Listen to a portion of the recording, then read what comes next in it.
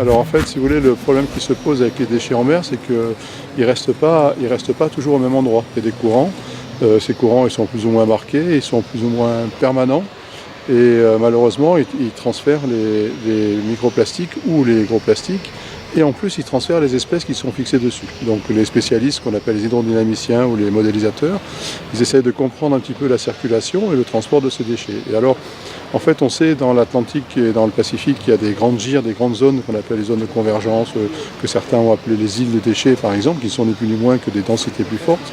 En fait, ces grandes zones n'existent pas en Méditerranée, où il existe simplement ce qu'on appelle des structures à mésoéchelle, c'est-à-dire de dimension de 50 km, 100 km, où pendant quelques semaines ou quelques mois, comment dire, les déchets peuvent se concentrer.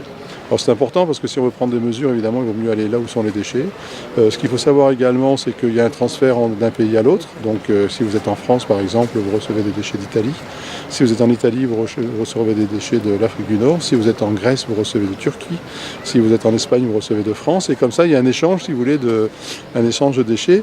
Et il ne faut pas imaginer que ce soit une anecdote, parce qu'en fait, si vous voulez, quand on doit prendre des mesures de réduction, si un pays décide, comment dire, de limiter les déchets, les apports à la mer, en fait, il peut ne pas être, il peut ne pas y avoir de changement simplement parce que dans la réalité, les déchets viennent d'ailleurs. Voilà. Alors c'est important également parce qu'en fait, ça transfère des espèces et donc on sait maintenant qu'il y a des bactéries qui se fixent dessus, il peut y avoir certaines espèces qui sont pathogènes pour les poissons, et donc ça peut disperser un petit peu les problèmes.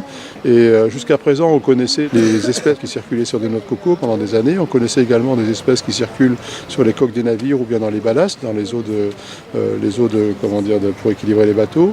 Et en fait, ces transferts, ils sont le plus souvent, comment dire, en ligne directe d'un port à un port, et donc c'est quand même assez précis. Alors que pour les déchets, il y en a 250 milliards qui flottent à la surface de la Méditerranée, et 250 milliards de microparticules, ça veut dire 250 milliards de vecteurs, de pathogènes, de bactéries, d'espèces qui se fixeraient dessus. Et là, il y a quelque chose qui est complètement inconnu, si vous voulez, où l'apport de la modélisation est excessivement important, pour essayer de comprendre justement quel est le transfert et quel est le... Alors on peut imaginer des explications qui sont apportées par la modélisation et le transfert des eaux. Par exemple, la Méditerranée est un bassin fermé qui retient tous ces déchets. Et une des raisons, c'est qu'il y a d'abord très peu d'échanges avec l'extérieur. Alors évidemment, il y a du trafic maritime important, il y a beaucoup de tourisme et autres, mais il y a très peu d'échanges, et en particulier à Gibraltar, les eaux sont toujours entrantes.